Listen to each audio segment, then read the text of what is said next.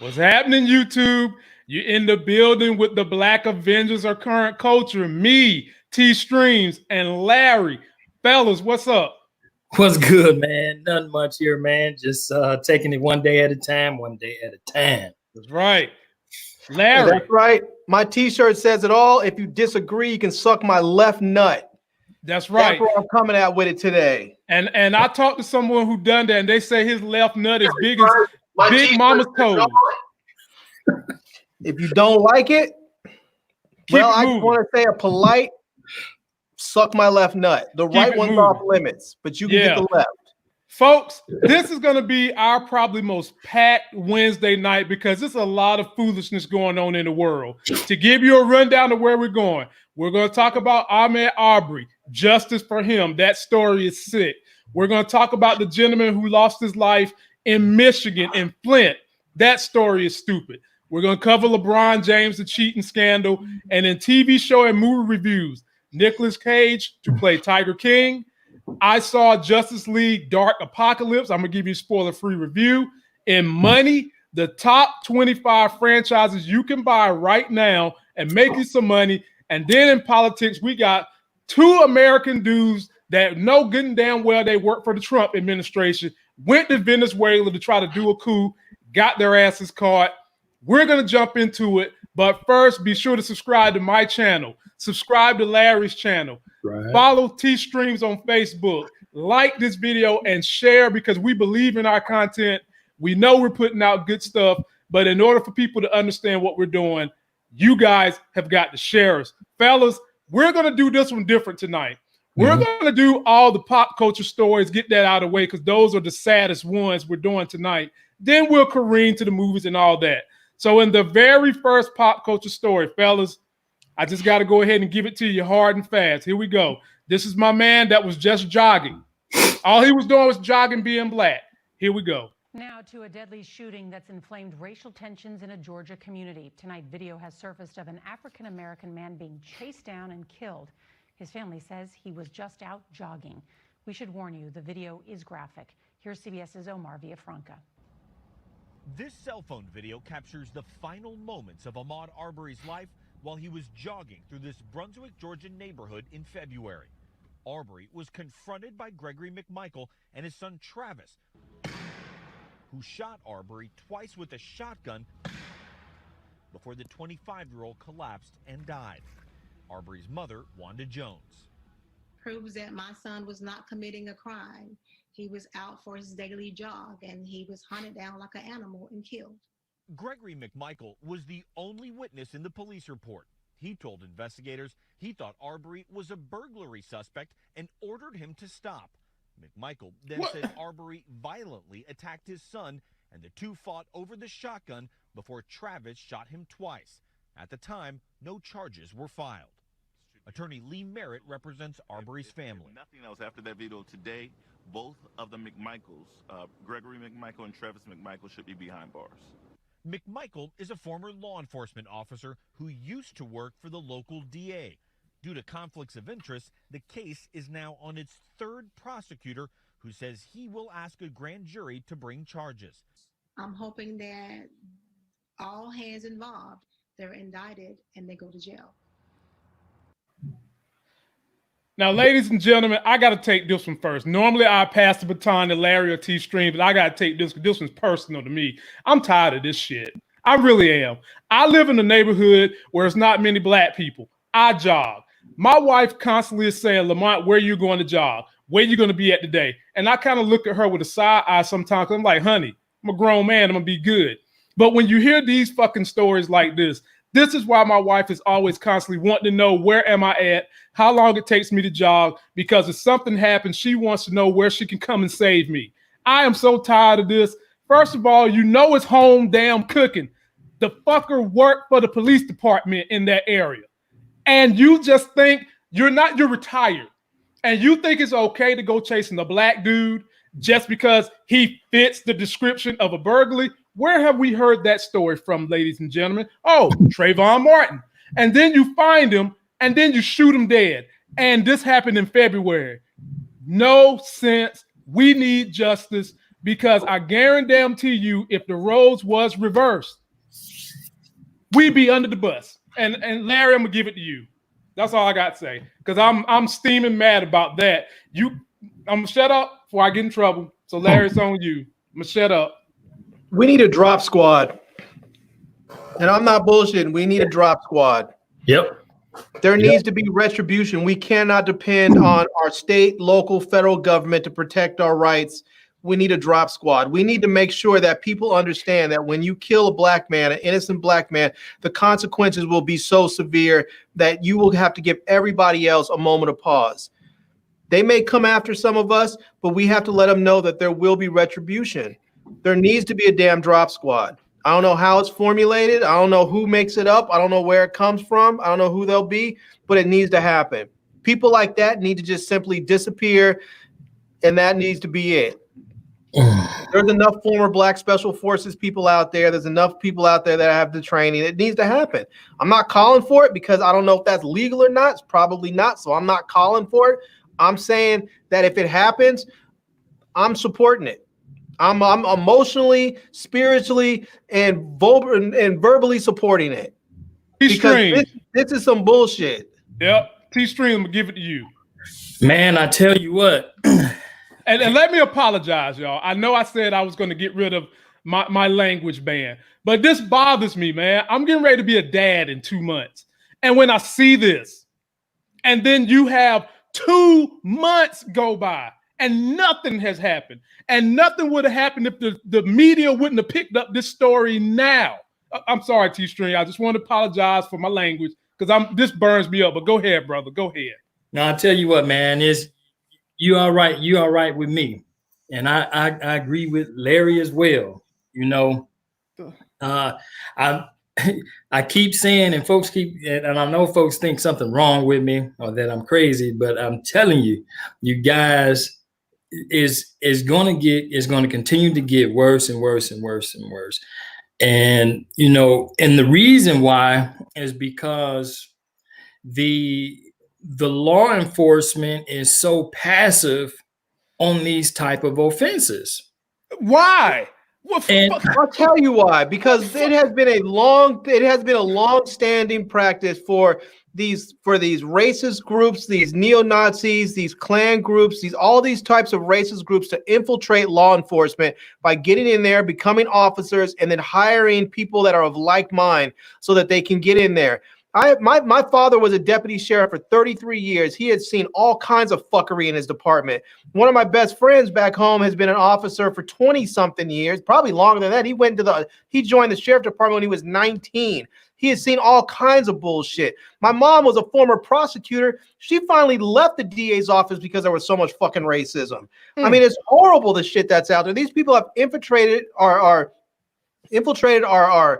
police departments, our sheriff departments, our DAs, our DA's offices, our district attorney's offices. There is no safe place for us in our judicial system. We have gotten to a point where the only justice we can expect is a justice that we are willing to dole out, and that is it. T-Stream, my bad, man. I'm bothered by this. It's cool, man. I'm telling you, this is like this is one of those recurring themes that you always see time and time again. And, you know, they have already, you know, through culture, they have already demasculated the black male. And now they're either incarcerating and murdering those that are left. So, you know, there definitely should be retribution. And I don't want to sound like the conspiracy theorist or the terrorist, but I'm telling you, man, you better keep one of these close by. Because when it pops off the fan, you don't want your face, your son's face, your husband's face, your uncle, your dad's face going viral over some bull crap like this. Yeah, man. It's crazy. So to anybody, is dangerous out here. Is to the point where if the American dream is to do well for yourself. You know, they look like they was in a nice, middle class neighborhood, so I mean, is that the recompense that you get for living your American dream? You know, you want to get up and take a jog around the neighborhood, but then you got to worry about, you know, Bob and Billy Joe, you know, busting at you and stuff like that. You know, and then, you know, it's these times. It's these times. So, you know, don't look at me like I'm crazy, but trust me when I tell you that when the shit hits the fan, you know, everybody had to be prepared. And it's probably, you know, yeah, it's going to, you know, we have to be responsible and we have to accept consequences and stuff like that. But if we do not, you know, if we do not stand for ourselves, the government not going to do it, the white man not going to do it, the Chinese man not going to do it, or any powers that be is not going to look out for your best interest. If they were looking out for our best interest, then this situation would have been resolved all the way back in the 1800s. But it doesn't. They do not look out for our best interest, and so we have to come to we have to come to our senses where we're not necessarily like fighting each other, and learn how to use that energy to, you know, how to use that energy to do something proactive and productive with us as a people. You know, we're currently a minority, and we are like systematically picked on as the minority. And, you know, what can you really do? You know, a lot of people say, well, you know, you can call the authorities. You know, we have to always do what's right, and that's fine and dandy to a certain extent. I am one that believe in rules and regulations, laws. I believe that they're here for a reason. But what I don't believe in is that there is an exemption when it comes to the murdering of people that look like you and I. Okay. So if there's an exemption in the laws, then there needs to be a fix. And if that fix has to come by, you know, if that fix has to come by us rising up, then so be it, you know. But you guys, you know, we spend a lot of time saying, you know, it can't be me, it can't be me, it won't be me. But the truth of the matter is that the way the law of averages work, it very well likely could be you. And Larry, I'm about to give this to you, but first, I'm about to stereotype because they do it to us, and damn it, on a day like this, we get to stereotype however the hell we want to. Look at Boss Hogg and Little Roscoe Pete Coltrane. Is that not the face of what we think of when we think of Southern redneck hating black people? Is that they look like racist pieces of shits, and they are. They went out there and they filmed a snuff film. That's what they did. They went out, they hunted that man down, and they filmed a snuff film. And I hope that they pay for it dearly. If the justice system won't take care of them, I hope somebody else will. Somebody's got to do something. I'm going to get us to the next subject, which might make our blood boil even more. But to summarize this situation, thank God for media. You know, one thing that I notice a lot of Anglo-Saxons hate nowadays is when there's a situation and black people pull out their cameras and start recording. They don't want you to record it. And I'm looking at them like, why don't you want us to record it? Because half the time when we got your ass on camera doing something wrong, you still get a benefit of a doubt, even though you sitting there sticking the knife in my back. You still get to try. White people can murder black people on camera like we just saw and not face any sort of consequences. So, I mean, let's just be real. We can pull out our cameras and it'll cause some outrage on social media. But are these guys going to face any consequences? Probably not. Let's be real. They're in Georgia. One of them is a former cop. They're not doing jack shit to him. Or they would have been done something before all this surfaced.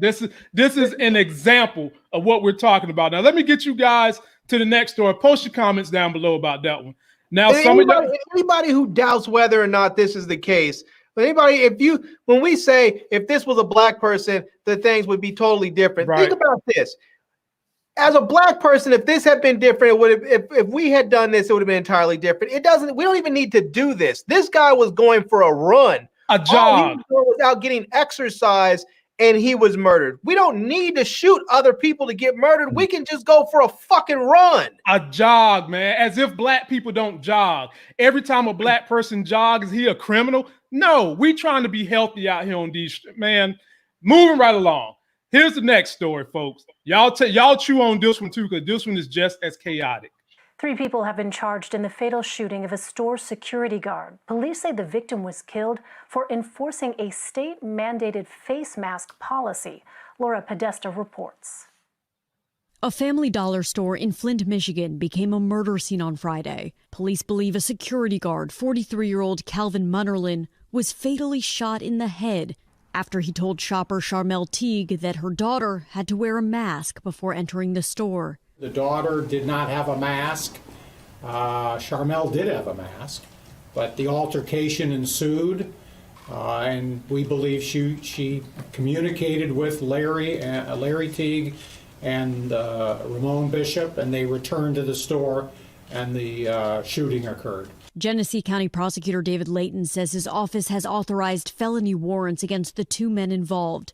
Charmel Teague is reportedly under arrest. The community is now remembering the life of Munnerlin. When I found out what had happened to him, it really broke my heart because I know what kind of person he was. A candlelit vigil was held Sunday, and this memorial was created yesterday outside the family. Now, see, black folks, I got to talk to y'all now. I got to talk to y'all now, okay? When someone is enforcing a rule, and you go in there and you look at him, and I can only imagine it went down similar to this. You looked at him and you was like, my brother, give me the hookup. My brother, look out for me. This man is doing his job. Not only is he doing his job, he's doing his job to try to make people safe. And he's really trying to help you be safe too. All he wanted you to do was put on the mask so you can go. And instead of doing that, you go out and go running, telling somebody that this man is hemming you up, only to have them come back and kill you. What the is going through your mind, ladies and gentlemen, at a Family Dollar?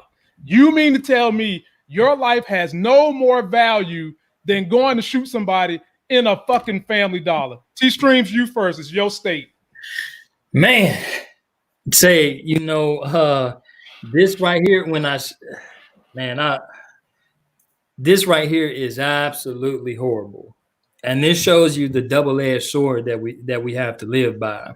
Yeah, we're taking ourselves out, and everybody else is too. And so we just we like moving, we like really moving targets. Or T-Streams, you heard that saying that we can be crabs in a bucket. Yeah. And so, this right here is absolutely horrible. And honestly, this right here is the epitome of, that ratchet, that thought stuff that, that anybody civilized. It's stupidity. Should not even have been associated with. God. That very same day, man, I was in a very, very similar situation while at Walmart. So those of you who sort of follow my page, I made a post the other day that said that Walmart is not exercising social distancing. I swear it was several thousand people in this Walmart. And so we were in a line, and there was a lady. She had to be a drug addict. I can see the tracks. She had on some dusty shirts and some half shorts and stuff. And, things were just everywhere. And so when the line finally moved, she got it. She started fussing at the guy behind me, which was a young man. Couldn't have been no older than about 22, 23. And so the guy told her, he said, I was just right here, and she didn't have no mask on. He did. Mm-hmm. And so she's like, oh, y'all want to do what y'all want. Y'all just want to do what y'all want to do and say, fuck me and all this other kind of stuff. Man, do you know that she got on the phone, called whoever it was in the car that was outside, and then a dude and some girls walked in to confront the guy. Now, yeah. Now, mind you, I'm talking about she ghetto and all outdoors. She like, there this nigga go right here. There this nigga go right here. And so I grab my wife and I pull her in front of me, I say, okay, this is not good. It's crowded. It's hot out. And I told her, I said, if it get crazy. I'm gonna help this young man. Now, both of us stay strapped at all times. Mm-hmm.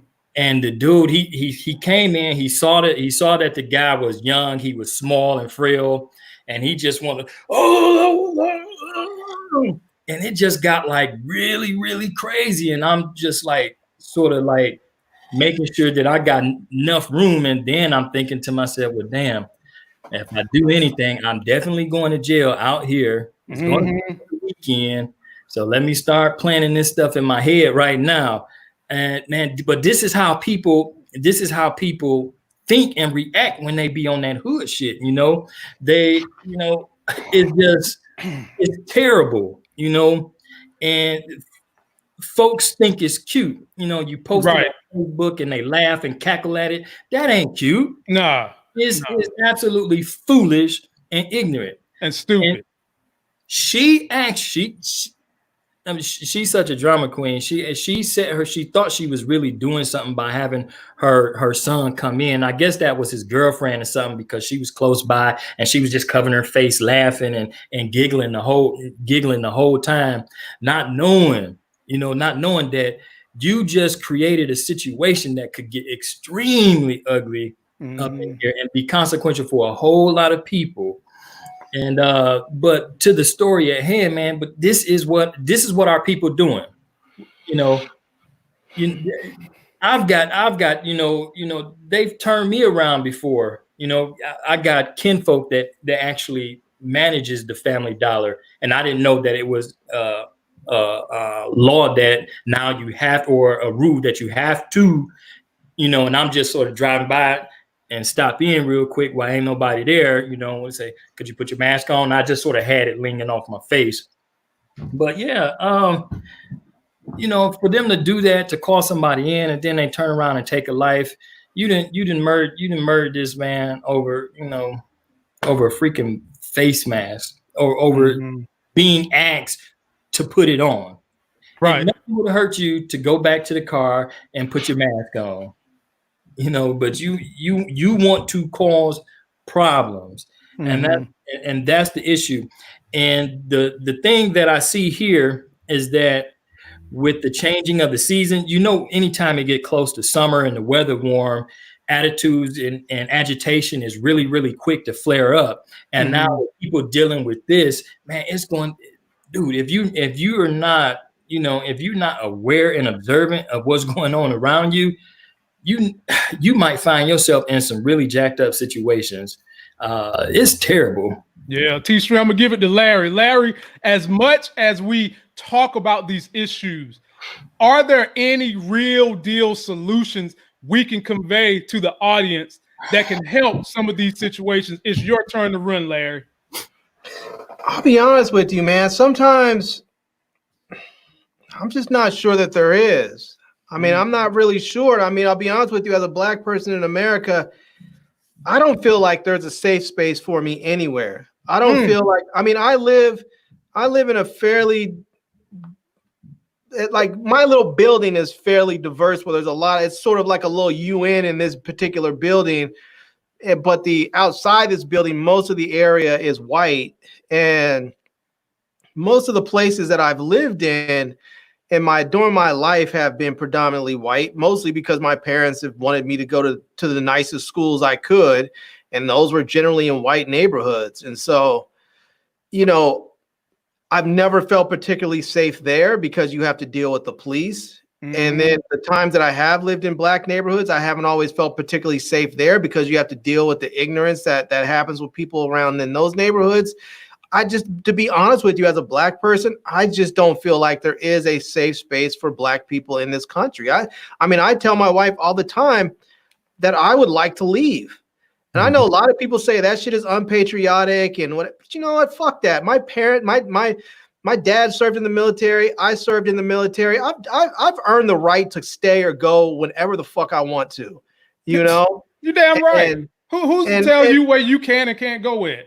And if that makes me unpatriotic, then so be it. But part of me is just like, I don't feel like there's a safe space for us. And I've often said, you know what they really should do? Black people should just get the fuck out. and let the brain drain happen. I don't think America fully appreciates how much shit comes from Black people.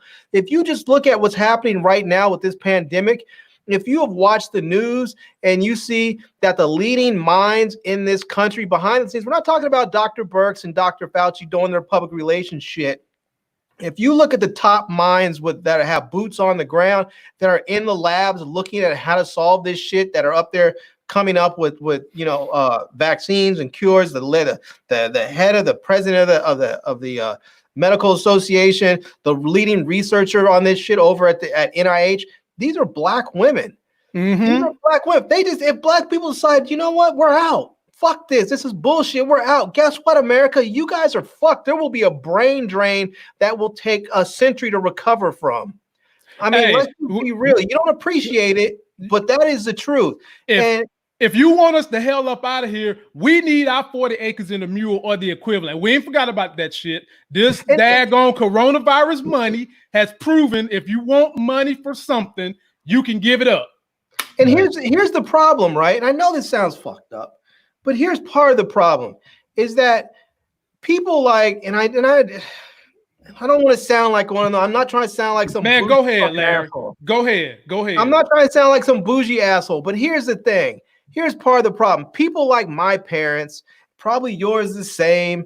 You know, they had went to school. They got educated. They got good jobs. They invested. They were able to afford to move out of the ghettos, out of these Black neighborhoods, out of places that were fucked up, and move into places with better school districts and such. And what happened was everybody else got left behind. And so now you see all this shit that happens in these inner cities and other areas where there's a high concentration of Black and brown people. And all the people that would have cared, all the doctors and the lawyers, people get upset when a fucking doctor gets his head thrown to the ground. But that doesn't happen in Black neighborhoods much anymore because now those doctors can leave. They can buy houses in other places. And so they left, you know? And so now what you're left is with is people like that shooting motherfuckers in the over at a Family Dollar over a face mask, you know? And it's just, you have this big ass divide in the Black community between the people that have money and can afford to leave and everybody else, you know? Right. And as a consequence, we have been divided.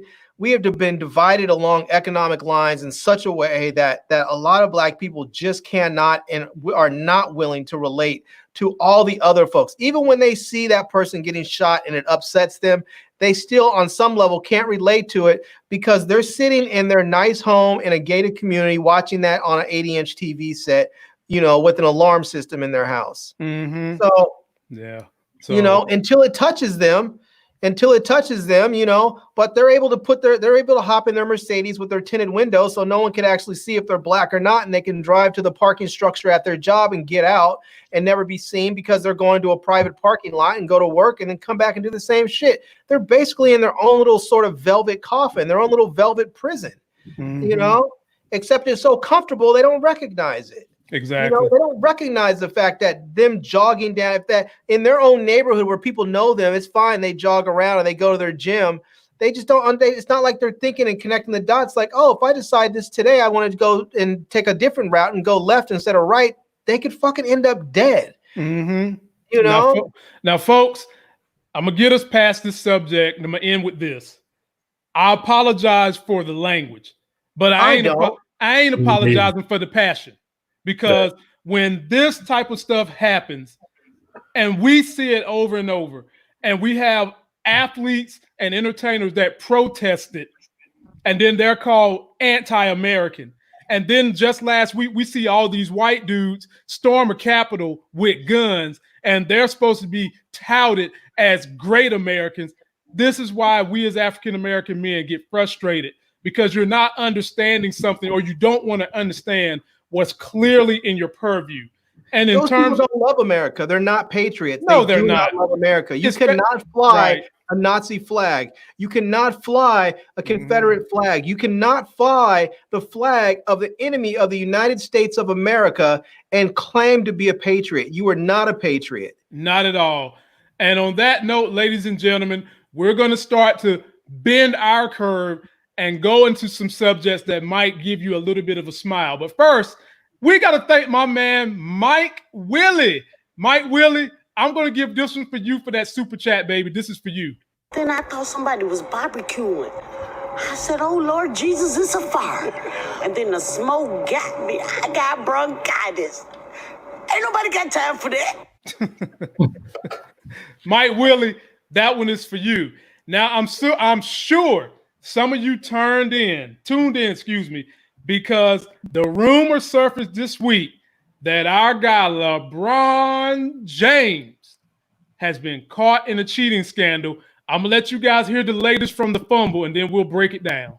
Erza Halidi, who is married to Denver Broncos tight end Nick Van Nett, is accusing the Lakers legend of cheating. She posted an Instagram saying, "Am I the only one that's not a fan of LeBron? I guess I've never been a fan of guys that cheat on their wives, especially with Sophia Jamora." Who is Sophia Jamora? She's an Instagram model and has been linked to a number of eligible bachelors, including Kyle Kuzma, LeBron's teammate. She's been spotted courtside at a number of Lakers games, but really, which LA-based influencer hasn't been seen at the Staples Center? It's a hot spot for all the IG models and celebrities around town. Now, ladies and gentlemen, let me give you the rundown on this story right here. There's no other evidence, and y'all know I'm fair. I believe there's always two sides to a story. But you know what side of the story we getting? We getting the friend of the side chick story. Now, if there's any validity to this story, it's probably one of these situations where maybe the chick was LeBron James jump off. The side chick's friend wanted something. Maybe she said, can I borrow $3,000? Can I go with you to the Staples Center? Whatever. And the side chick to LeBron said, no, I'm not going to give you the money. I can't let you go. So that thought decides, well, you know what? I'm going to tell. It could be that. Or what I really hope is going on is completely unfounded. There's no smoke here. LeBron has been married since 2013. There's never been any inklings of anything other than a DM where he told this girl he'd teach her how to ball, which was really nothing. T-Strings, I'm going to give it to you. Is there anything going on in this situation? Or is this just a case of the side piece upset? Man, I tell you, man, the thirst is real out there, man. You better believe it. Some of these hoes just need a bucket of water in their face. Dudes too, but it's real out there.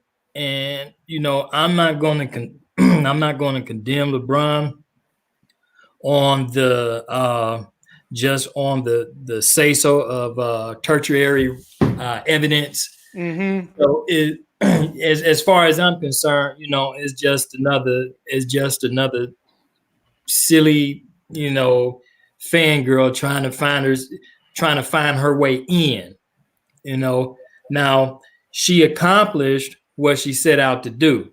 If she's an Instagram model or somebody that's trying to fish for clout, she did exactly what she needed to do to get the recognition that she wanted.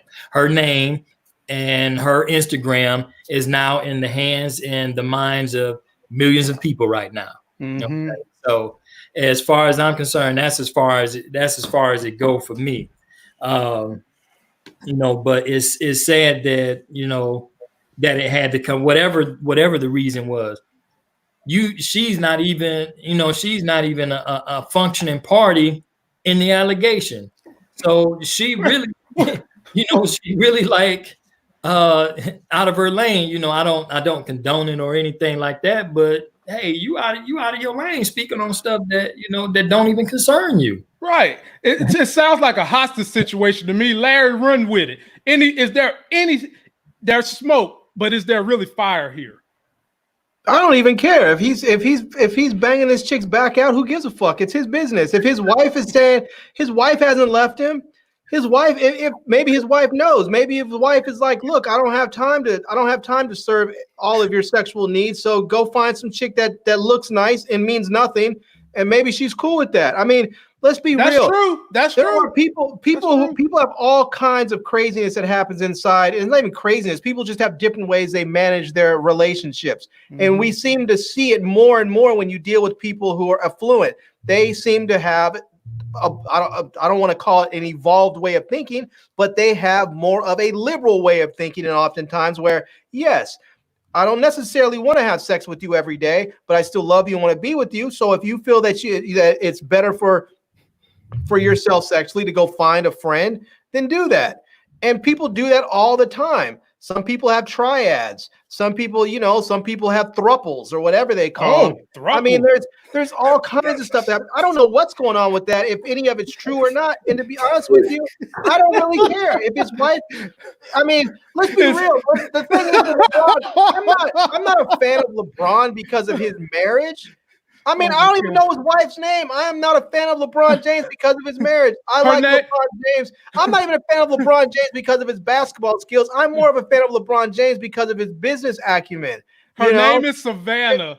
That's his wife's name, Savannah. Okay, Savannah. I won't remember that by the time this episode ends. So it's of no consequence to me. Larry, I got a question for you, Larry. You said a throuple. Is there a trapezoid? There might be. I don't know. Is there a parallelogram? There might be. Yeah, I hadn't heard that one.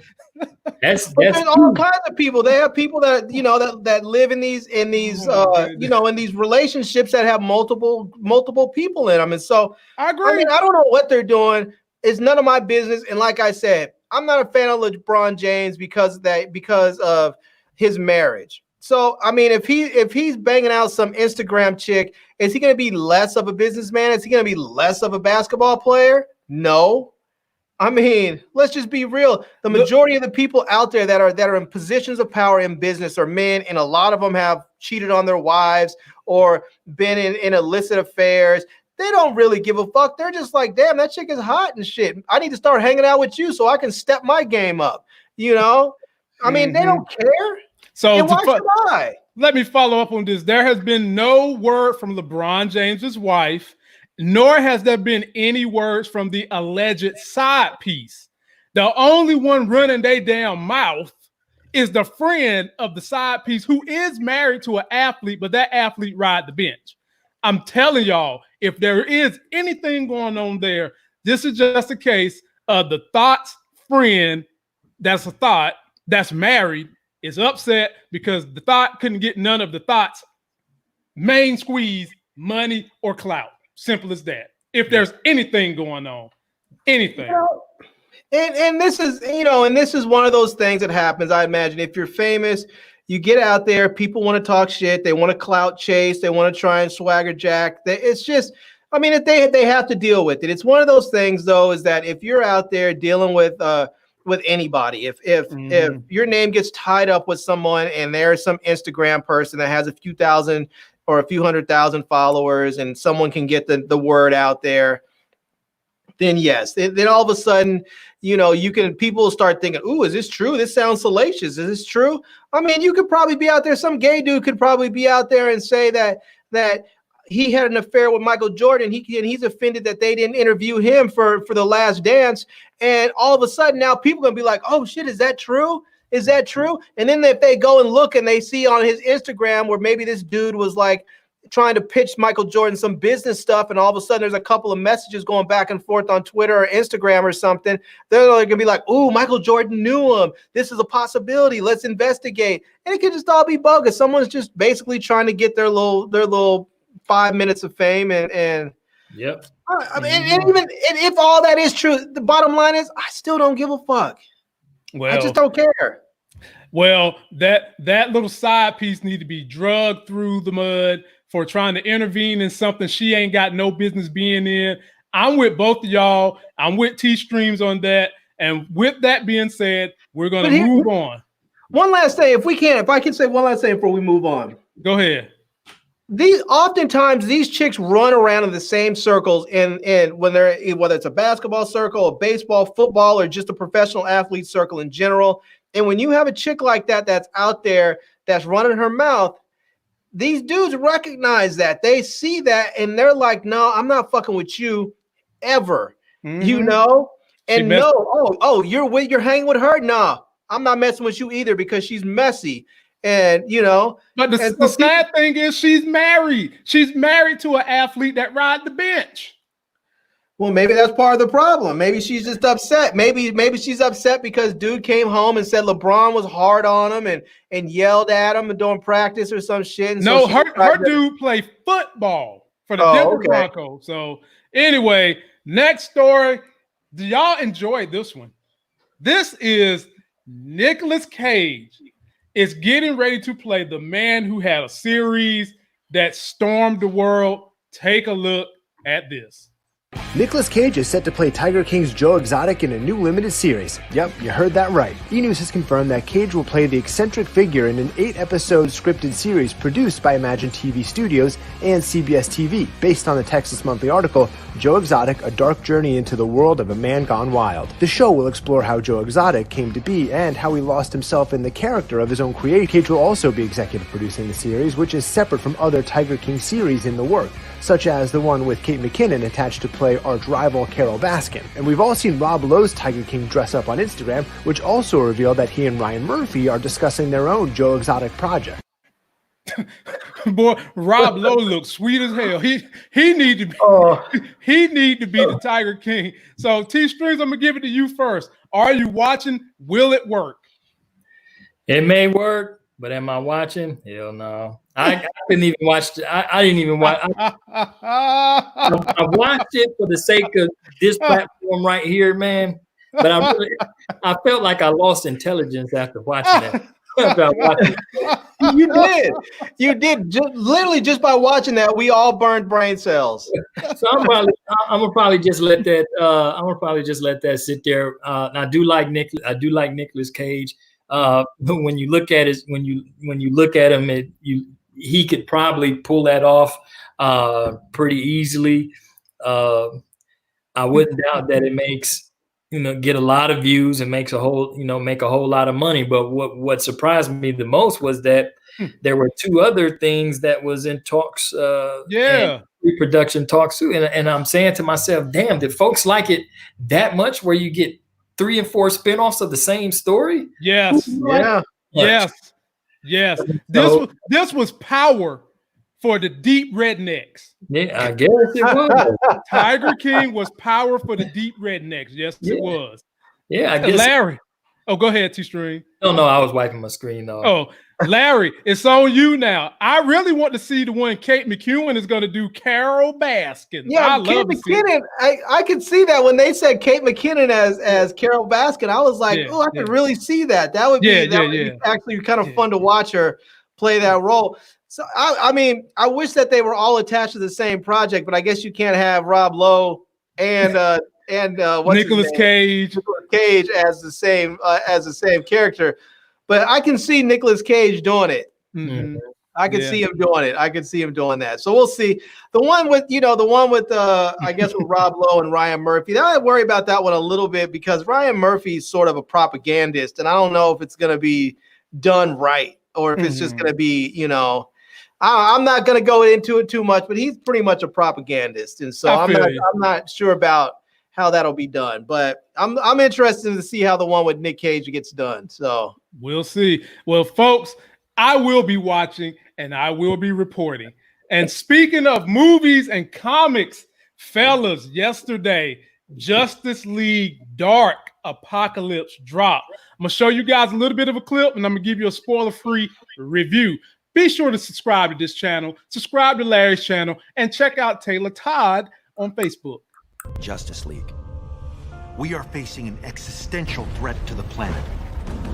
Justice League Dark Apocalypse War is the 15th and final entry in the DC Universe movies, a shared universe that began with 2013's Justice League: The Flashpoint Paradox. So, ladies and gentlemen, I watched it. It is a full hour and 30 minutes of intensity and darkness. When I tell you there's torture, there's head splitting, it is just as graphic as this very last Mortal Kombat Scorpion Revenge was. Very, very graphic. Now, I will say, while I enjoyed it, I didn't love it. It felt like it felt like it was missing something for me. And let me give you a little bit of what I'm trying to say here. Since they have done this full entire run with these new Justice League and this new Dark Side version, I've always felt like this version of Darkseid was way overpowered.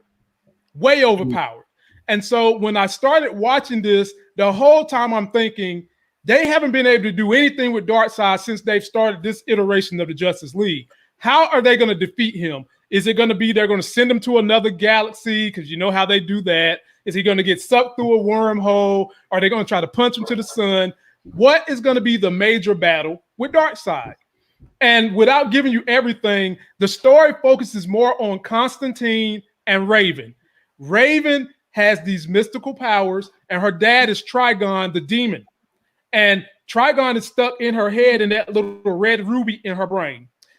They rendered the whole entire Justice League powerless, except for Constantine, who is really powerful. I didn't even know he had that much power. Raven, who we all know is powerful. They had Superman, but he was neutered. And then they had a few other, he was neutered like hell. When you see that, you're going to be like, damn, he was neutered. Long story short, Darkseid was ruthless. One battle, Darkseid goes to Oa, where the Green Lanterns are at, by himself, kicks the whole Lantern Corps ass. Then he blows up the Green Lantern that they get their powers from. He blew it up. He went there by himself. All the while, Superman, Raven, and Constantine is trying to figure out a way to stop him on Apocalypse. Okay. Now, the big crescendo battle is not going to be with Darkseid and Superman, because I've already told y'all, Superman really can't hold his own with Darkseid. The person that eventually fights Darkseid made it a good battle, and he's more powerful than Darkseid in this iteration of the Justice League. And I'll leave it there, and I'll take you guys' questions if you have any questions about Justice League Dark Apocalypse. Where can we watch it? You can watch it from DC's streaming service, or you can go get the DVD. All right. Yep. I'm gonna have to go check that out. Now, I do give this movie a 7.5. Like I said, I liked it. I didn't love it. I felt like it was missing something. But overall, the storyline is fine. The grotesqueness of the movie is fine. And y'all know DC put out some of the best animated cartoons we're going to ever find. They're still killing. We just wish that their live action movies were as good. Right, but they're not. They're not. This was pretty good. So I would definitely say it's definitely worth a watch. Some of you guys might not be trying to watch it 3 or 4 times, but it's definitely worth the watch. It'll keep you entertained for the whole hour and a half. And within the first 5 minutes, when you see what happens with the plan they're trying to put in place, you're going to be like, oh my God, what is going on? So go and watch it. Get ready for it. That's my candid review. And we'll get on to the next story. We're winding down, ladies and gentlemen. We're finally to the money. And in Money this week, Barron's Magazine did a release of some of the top franchises you can buy and own. And I'll show you guys the graphic right here. So what you're seeing is a graphic of the top 25 best franchises you can buy and own. You see it's got the company name, the industry, franchising fee, units, investment, total capital, royalty fee, financing available, growth potential, market projections, and they give you a rating. So you've got Alley Care, you've got whatever that school is, you've got chemistry franchise, and you see where they're going across showing you what it costs to invest. Then you've got Great Harvest, you've got Made Pro, you've got Bounce You. I've never heard of Bounce You, but somebody let me know if you've ever heard of Bounce You. And then as we scroll down a little more and keep scrolling, and here we go. Get on down there, thing. Okay, there we go. All right, McDonald's is number 7. Maid Brigade is number 8. So you got 2 maid services. Molly Maid is number 9. And then 1-800 Janny Pro is number 10. You've got 4 maid services in the top 10. 11 is Coffee Bean. 99 Ground franchise. Chick-fil-A is 14. Jack in the Box is 15. And so forth they go. if you guys want to see the full report of this, just shoot me a message on my link and I can give you guys the report. Larry, what do you think about these opportunities to make money running a franchise considering COVID-19? I'll tell you one thing that amazes me is by looking at the top, a couple of those in the top 10 is how little people want to clean their own homes. How much people are willing to pay out of their own pocket in order to have somebody else clean their house, you know? And I mean, that's just crazy to me to think that like out of the top 10, there's 3 or 4 maid services in there. That's just mind boggling to me, you know, but some of those things, I think that they may have been in the top 10. I'm not sure they're going to be in the top 10 when they release new numbers because, I mean, with the maid services, I think that there's some people that will still bring them in, but a lot of people don't want people coming from outside into their home. You know, some of the fast food opportunities that we saw in there, like Jack in the Box, McDonald's, and there was another one in there. I forgot what it was, but some of those are suffering because Chick-fil-A was in there. Yeah, Chick-fil-A was in there. So, you know, they still have their drive-through options, but, you know, you still need employees. People are not eating out nearly as much. People aren't going out nearly as much. And it's going to be like that for until they either get a vaccine or a cure or both. Right. And so I think some of those opportunities were probably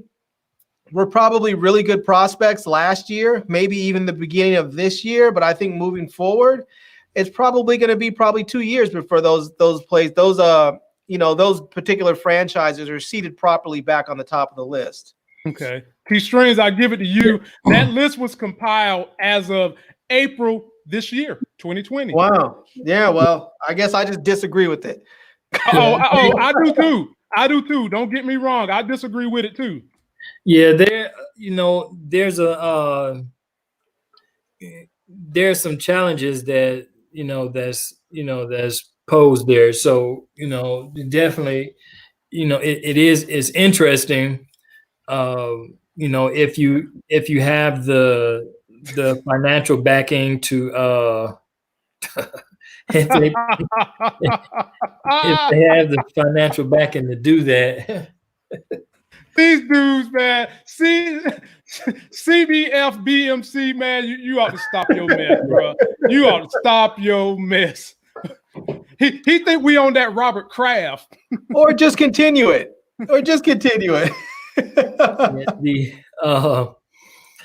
So a lot of those are those are mostly dependent on interaction with a multitude of people in order for them to be successful and stuff like that. So, hopefully things will turn around. So by the time you're looking at, 6-8 months by the time you start your processing, getting all your clearances and training and all the little red tape that you have to go through for the, for some of those programs. So maybe they're projecting out, I'm actually involved with some debating on whether or not I'm going to do some franchising myself. But this whole COVID thing just sort of caught me right in the middle of it. I was investing in those pub bars, bicycle party bikes. And and so I'm gonna grab a couple of them up, and I was hoping to be able to get something jumped off this summer, but that is not going to happen. So and I'll summarize this for everyone. Me and the wife were looking at some investment opportunities too. Some of y'all already know we own property. And one of these episodes, I'm going to get up here and talk about buying back the block, how you can do it in a profitable manner. But buy back the block, baby. And maybe you can influence some change in those communities. But I'm also going to talk about investing. Mike Willie asked me about that, and I'm going to bring that back up. But we also want to talk about some industries that someone who may not have, let's say you ain't got, $15,000, $20,000 sitting around, but you want to be your own boss. And talk about some of those. Like, for example, Amazon right now is begging people to come be independent contractors of those trucks. If you hate your job and this is something you want to do, I would recommend it, but you have to read through the fine print. For delivery? For delivery, especially in North Carolina. I might even go through the process myself and see if it's worth it. However, they tout you can make $250,000 in revenue. But if you haven't done business before, revenue only means what's coming in. It don't mean your expenditures. They're not giving accounts for how many of those might be accounts receivable. They don't tell you what you got to pay in terms of royalty fee to have Amazon on the side of the van. None of that. They tell you $250,000 when you might only walk out home with $50,000 a year, but you be working your finger to the bone every single day, maybe take one day off. So I'll be bringing those topics to the money discussion because we are trying to help y'all make those life gains. And in politics, this is Larry's one, baby. Larry been waiting on this. This is a story, ladies and gentlemen, that has got no airplay. Me and Larry cannot figure out why, what are we doing with this story? So here we go. I'm going to give it to you right now.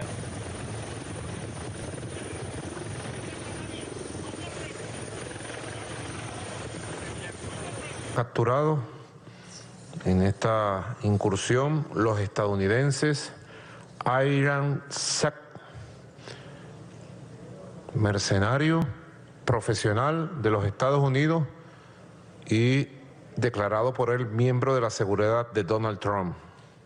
Y el señor Luke Alexander Denman, igualmente miembro de la seguridad de Donald Trump.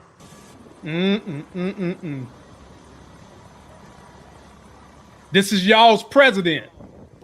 Aquí están sus tarjetas, driver license, veterano de guerra. Aquí está su carné como parte de Silver Corp, popular de los pescadores y pescadoras de Venezuela. Mi aplauso a los pescadores y pescadoras de la patria.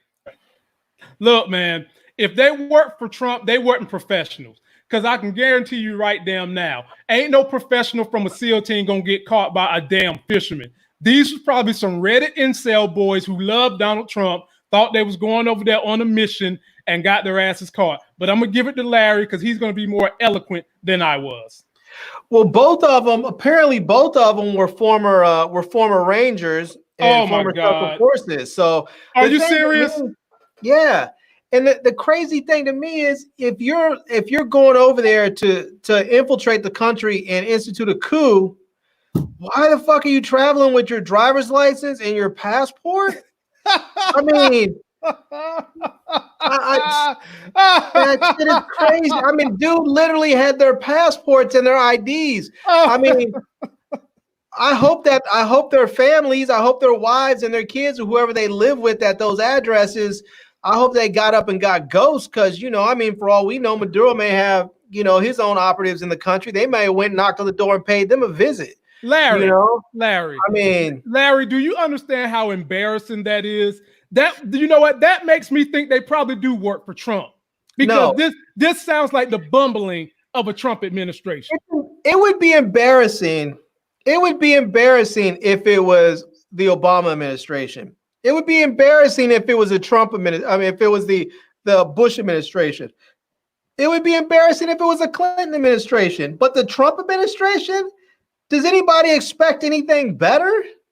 Yeah. No. I mean, does anybody expect anything different? No. I mean, Trump doesn't have the capacity to be embarrassed. So he's not going to be embarrassed by this. And I mean, and to make it even worse, I mean, it's just these dudes came out and basically just said, yeah, this is what we were trying to do. And I mean, the dude that ran their company, Silver Corp, he was like, yep, they work for me. We were trying to infiltrate. It was none of this. We don't know who they are. And just deny, talk to the State Department, try and work some backdoor deals to get them back. None of that shit. They were just like, yep, we did it and we got caught. I mean, T-Stream. lunacy. I'm gonna give it to you now. Pompeo, Secretary of State Pompeo, and Donald Trump both claim they have no idea what's going on with the story. It's nothing to see. What do you think? No, they let the ball drop. Plain and simple. They probably wasn't expecting it. But then again, it may not have been a professional thing. And then I'm trying to think what actual benefit would it have for the US to actually do something, to do something like that. And the one reason that I think it to be probably, like Larry said, probably some random acts from these ultra hypersensitive patriots we have nowadays, is that they were caught, amongst others from other ranks. It wasn't like it wasn't no restricted platoon, like how when they went in to go get Osama bin Laden or anything like that, so it's no telling. But I will say this, whether or not Donald Trump know or not, it just goes to show you how much buffoonery is surrounding this dude's presidency, and the type of things, if it's not orchestrated by his administration or his security detail, then that really shows you how really jacked up and the power that this guy have to influence this type of behavior. And how you just going to go over there and just try to pull something off like that without no serious connects or anything. I mean, like, right, man. Fake ass G.I. Joe. Yeah. Want to be 18. Yeah. Trump style MacGyver. So It's crazy. If they were staging the coup, who was they putting in there? I want to say this.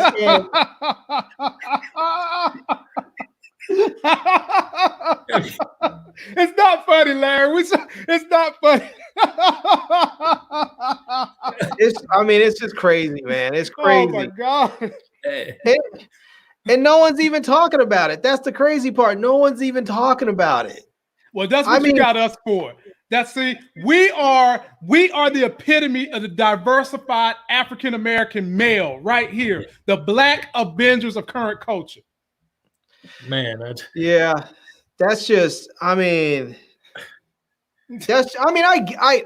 understand that the U.S. has its issues. Other countries have its issues with Maduro, and they want what's his name, Juan Guaido in there because they said that he won the election, and what's his name basically said that it was rigged and didn't step down. I get all that, but if this was their attempt to try and if this was the U.S.'s attempt to try and have a coup and then install Guaido as the so-called rightful president, this is crazy. I mean, these dudes were complete bumblefucks. I mean, that's crazy.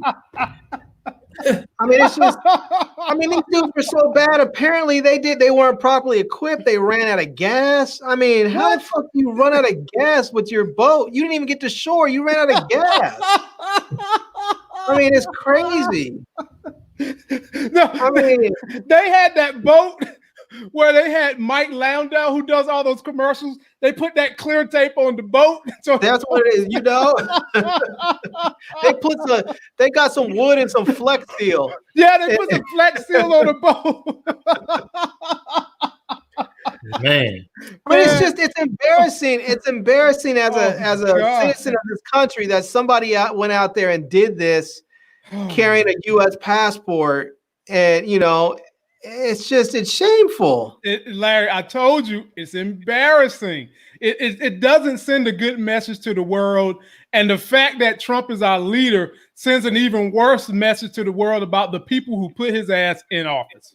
Right. I tell you, I say this, and part of me, some people may say that it's a bit of a stretch, but part of me feels like this attitude that they had, the idea, the audacity to think that they could just go in there half-cocked, willy-nilly, and overthrow this government is some real high high level white privilege shit, like white privilege to the umpteenth degree, to have the audacity to think you can go into another country, you know, and have a coup to overthrow their government. Like, oh, these little Venezuelan brown people aren't going to be able to do anything.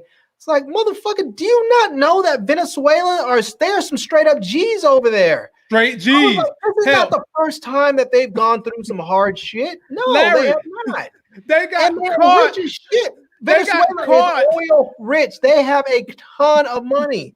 They got caught by the fishermen, Larry. The fishermen took out their pole, hooked their ass, and reeled them in. Reeled them in. You know? Reeled them in. You know? What'd you catch? I caught an American devilfish. You know? I mean, it's crazy. Okay. We're going to forever be the laughing stock of the world, man. Until we get this dude out. Ladies and gentlemen, RBG got an infection. And if you don't want to vote someone else in office named Biden for just that reason, you've got to vote for not only the Supreme Court, but all the local superior courts, because I guarantee you that poor boy that got shot in Georgia, there's some right-wing judge sitting somewhere who decided or is in some kind of buddy club and said, don't even worry about it. Ain't nobody going to know nothing. Then the media got a hold of it. T-Strings, Larry, let's give everybody the last word and get up out of here. All right. You want to go? Go ahead, man. I give it to T-Strings first. Okay. All right, cool.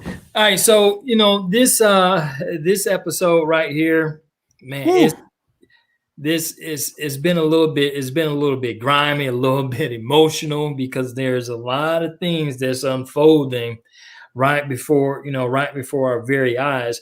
And where it seemed like we should be moving forward, it looks like we're actually moving backwards in some cases.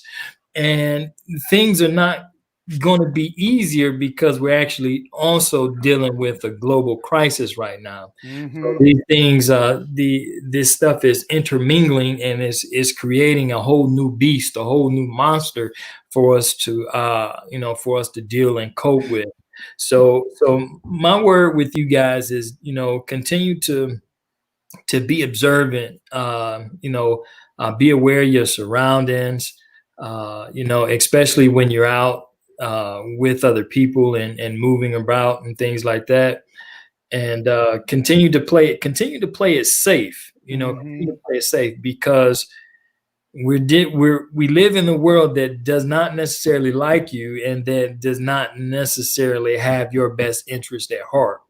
To them, we are expendable, and they have they're doing a very, very good job of defining us that way. So the law system will not stand up for us. The penal system, the presidency, the government, none of those governing bodies really have done an adequate job at protecting our civil liberties and civil rights. Okay.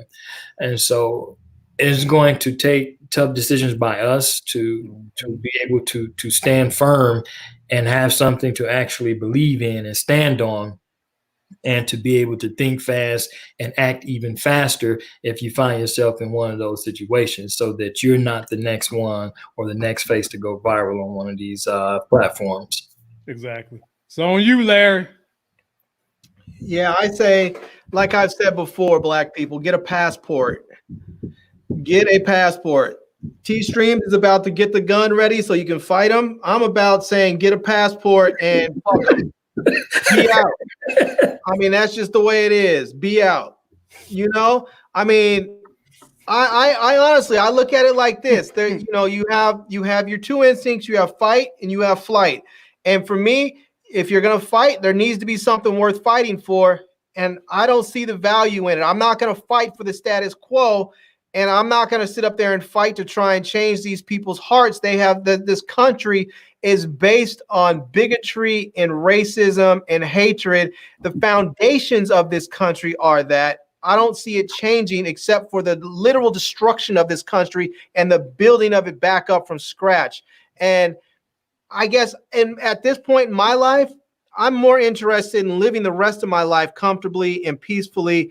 And I don't necessarily feel like I need to stay here and fight for something that people don't really want anyways. Our people are more interested in shucking and jiving and killing each other over dumb shit. You know, if you're going to throw your life away by killing a dude at a Family Dollar, why don't you drive your ass down to Georgia and get some retribution? You know? I'm not saying you should do that. I'm just saying if you're gonna do some dumb shit, why don't you do some dumb shit that matters? Right. You know. But at this point, I just don't really feel I've earned the right to do whatever I want to do if I want to stay or I want to go. And at this point, I mean, I'm only here because my wife wants to be here. That's where it is. And some people can say that's patriotic or not patriotic. At this point, I don't really care. I don't really care. I'm here because my wife wants to be here. Because if she gives me the green light, I'm gonna have a massive giveaway and tell people come to get all this shit I've reviewed. I'm taking my computer and my cameras and I'm heading out. You know, let them have it. They want it. They want it. Let them have it. Let them have it. Ladies and gentlemen, I'm going to come right behind both of them because not only do I got that thing that T-Streams keep, but I got the same thing Larry got. I got a passport and I got the weapon. And my wife got one too. So maybe when baby L is 20 or something, we might go to Canada. I don't know. But like Larry said, these people are out there protesting their right to have freedom. If you want to leave the country and you feel like you can, leave. That's not unpatriotic. You're doing, at the end of the day, everybody makes decisions for the binary choice of their family. Period. You when you go vote, when you go anywhere in the city, the backing behind those decisions comes down to how it affects your own individual family. Having said all these things, with all the difficulties that we've discussed today, I want everybody watching this show to, if you're out exercising, watch your surroundings. Make sure you're somewhere where your phone works, because one of your greatest weapons, my people, is your phone. Now, having said that, we've seen plenty of time when you pull out that phone and you record and it doesn't work.